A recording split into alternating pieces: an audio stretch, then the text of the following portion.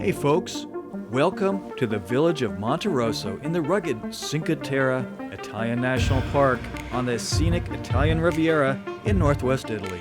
In Italy, walking and trains are the way to get around, and Airbnbs are often on the higher floors, so backpacking is a must. Monterosso is the biggest of the 5 Cinque Terre towns, so there's lots of amenities, but the population is less than 2,000 and it's relatively flat. Monterosso has 2 distinct parts divided by a pedestrian tunnel. The train station is in the new town, and we walk to our Airbnb in the old medieval section. In this Cinque Terre video, we explore stuff you might expect like rock beaches, hiking along cliffs, and food in quaint towns. But we also experience a very unique Italian Renaissance festival where the whole town dresses up in costume.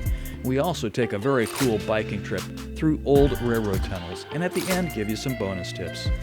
Monterosso is the only town in Cinque Terre that has good beaches. There's both sand beaches and pebble beaches. Italian marble pebbles on the beach are fun to inspect, study, and then skip across the water.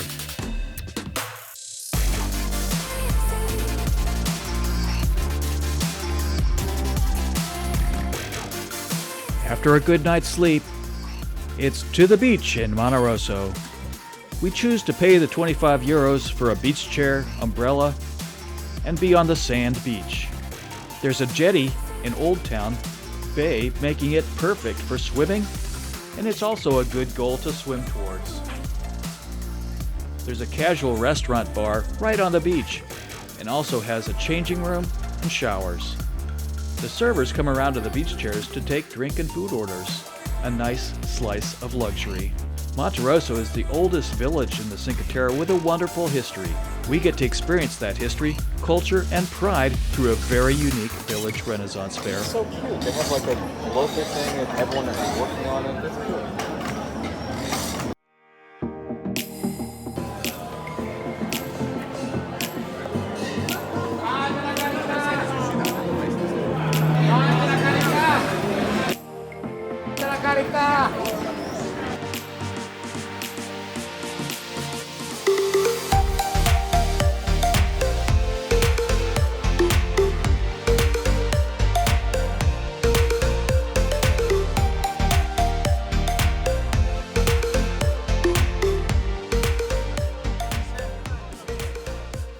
The people of Monterosso have both community spirit and pride in their heritage. The whole community came together to make it happen, even the kids. We discovered it because we were staying in Monterosso. The church in Old Town Monterosso dates back to the 13th century. The church bell tower started out as a watchtower built by the Genoese to look for marauding pirates in the 13th century. Monterosso was part of the Republic of Genova. The Aurora tower right between the old and new town was built in the 16th century, and the monastery on top of the hill was built in 1619. This is Italy, where the Vatican is located, so you might expect religion as a part of history and culture. This evening has a procession to the church and a parade with a finale of bands and performers, and even the Archbishop.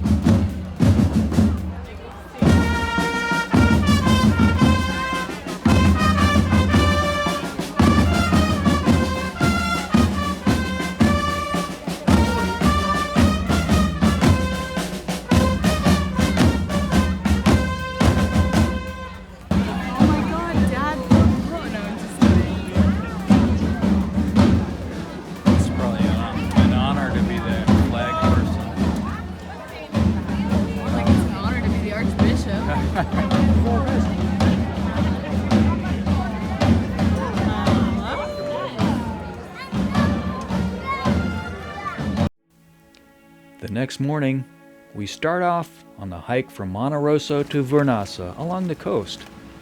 We start right by the Hotel Monterosso. It takes about an hour and a half to 2 hours to get to Vernasa. Mountains and sea make warm climate for terraced farming of olives, basil for pesto, and grapes.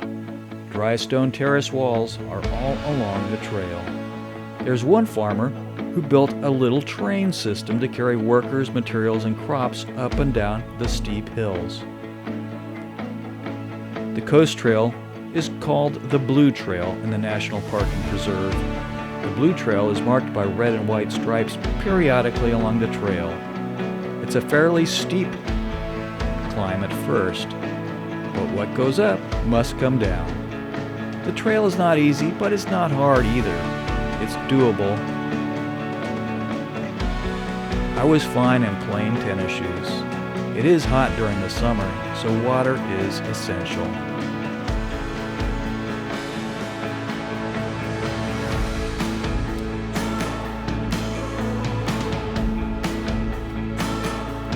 Yo ho, a hiker's life for me. That's a good one. That's a good pun. It's common for the Cinque Terre trails to have weather damage and periodically be closed. But this particular trail, from Monterosso to Vernasa, seems to withstood better than others. Although we did see a little bit of storm damage when we took the trail. The trail follows the old donkey routes used for centuries to get between towns before the railroad came in the 1870s. About halfway to Vernasa is a little cat refuge.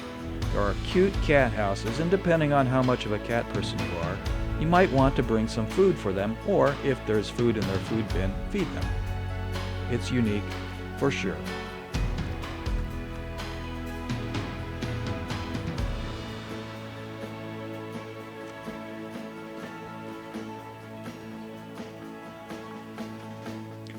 About 15 minutes before Vernasa, there is a photo spot that is spectacular of the scenic city. Then about another 10 minutes further, there's another overlook, just when you thought you'd seen it all.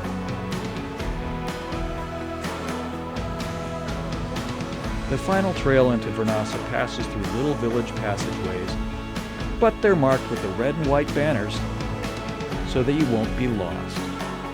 Vernasa has colorful cliff-hugging homes around a small port.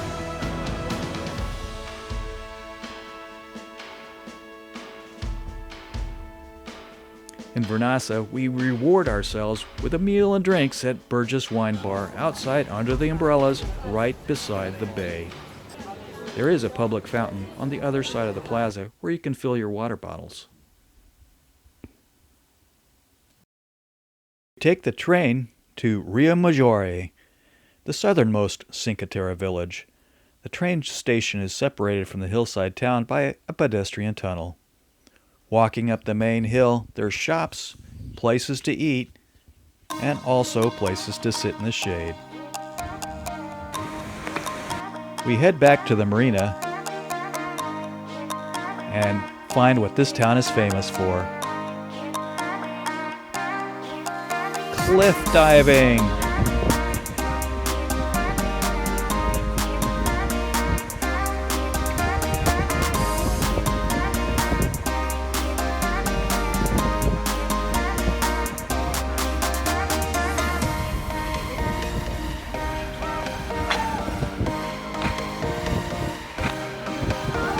Cliff diving is fantastic, but we're satisfied to have some drinks on the hill and wait for the ferry to take us to Monterosso.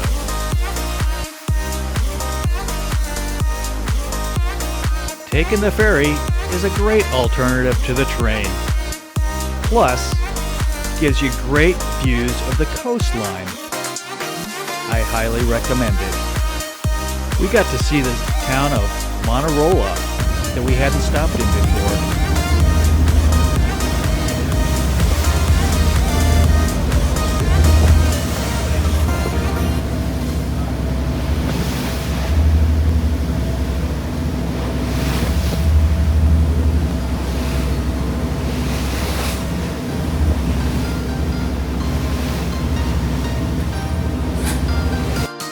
Even though the Cinque Terre and Monterosso are isolated, they do have Yelp. A highly rated restaurant that we liked was San Martino in Monterosso.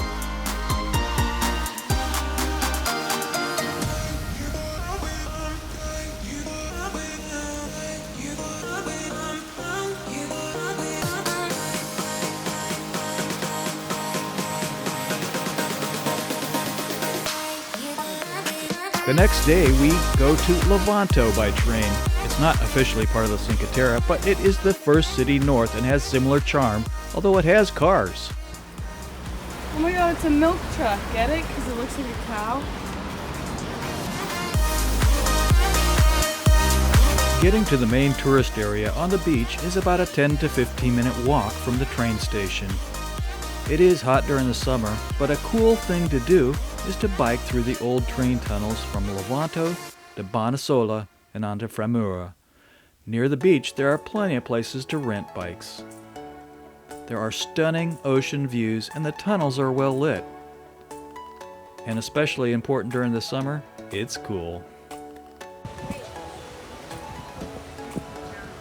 This is the picture. This is the picture. Framura has a great swimming hole right beside a natural harbor. The trail is basically flat, although slightly downhill while you're going to Framura and slightly uphill returning to Levanto. Bonassola is about 1.5 miles from Levanto, and it's another 3 miles to Framura. So the total trip is about 9 or 10 miles round. Leisurely biking is about 2 hours, but could be more if you take advantage of all the swimming holes and things to see.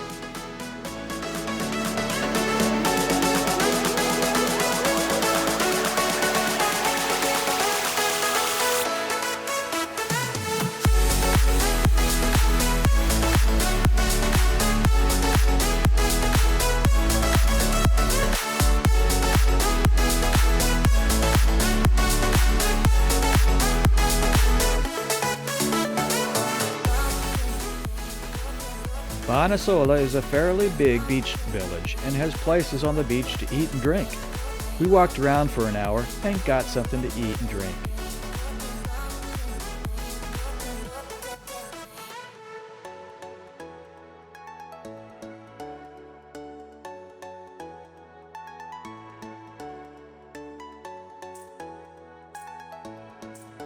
We liked Levanto because it's not as well known as Cinque Terre, so it's not as crowded. But it has some charm. After our ride, we found a nice place to eat and wandered through the town back to the train station. Trains to Monterosso are about every half hour in Levanto. Attenzione, non tralasciare la linea gialla in attesa dei treni. On our final day in Monterosso, we took a more leisurely hike up the paved and stone trails to the cemetery, the monastery, then over to Aurora Tower for some relaxing drinks. Unlike the Cinque Terre trails, these trails are paved. One of the unique things about the cemetery is the crypts are mostly above ground, and there's normally a photo of the person on the tombstone.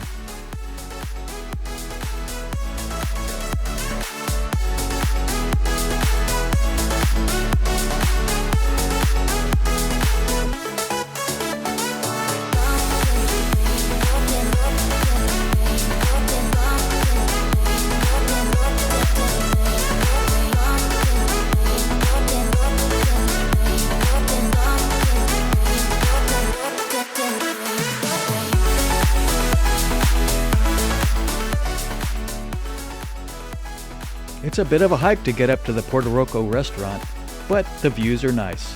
We have dinner at the Belvedere on the beach, where we find an unexpected guest. Hey folks, here's some helpful tips and lessons learned. Airbnbs have washers, but they don't have clothes dryers. They're not common in Italy at all. If you bring clothespins and a plastic clothes hanger, you'll feel pretty fortunate. Stretching could save your vacation. You're going to do a lot more walking and hiking than you're used to. Crime is real, but so are helpful people. When you're at a train station trying to figure out how to use the ticket machine, recognize that there are thieves, but there's also helpful people. Cheesy souvenirs are something that you do in Italy, but remember that there's also homegrown souvenirs like pasta, pesto, and sun-dried tomatoes. Grazie for watching, and we'll see you later.